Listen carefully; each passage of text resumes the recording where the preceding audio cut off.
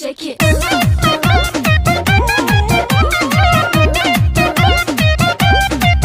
मुझसे दिल लगा लो, एगो किस दूंगी क्लोज अप, प्यार करने का राजा बख्शीश दूंगी।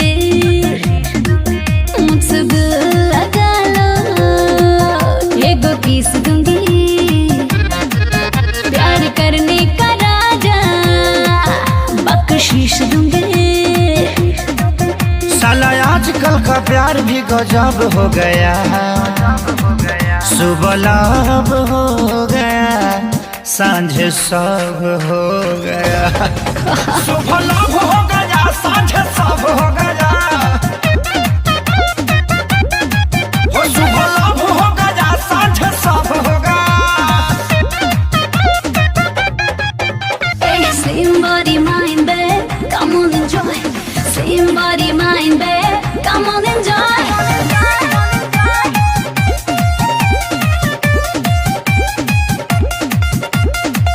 आजकल की लड़की गांव चाहे शहर की, सच्चा प्रेम कहाँ करती है। अरे करती है। व्हाट्सएप पे होती है चैटिंग, हाँ 5 मिनट में सेटिंग, मम्मी पापा से नहीं डरती है। यहाँ कहाँ के करो के हस्बैंड चाहिए, मजा करे खातिर को बॉयफ्रेंड चाहिए। पता चलता नहीं कहाँ कैसे कब हो गया, सुबह लाभ हो गया, सांझ सब हो गया। सुबह लाभ हो गया, सांझ सब हो गया,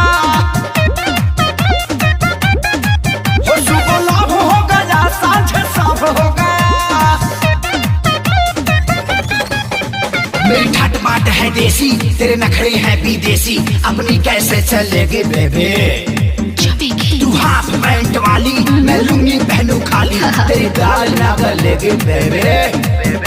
ना बेमतलब के भाषण दे, आके सीधे चुमा ले, टाइम ना ज्यादा वेस्ट कर। मिल्की मिल्की बाहों में, जुल्फों की छाँव में, आगे दीवाने रेस्ट कर। दिल जल जल के 100 वाट का बल्ब हो गया। सुबह लाभ हो गया, सांझ सब हो गया। सुबह लाभ हो गया, सांझ सब हो गया,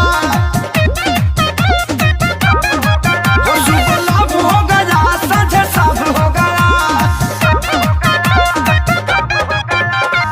अरे हटा यार, ये प्यार कोरोना से कम नहीं है। काहे वैक्सीन बन गया है व्यास।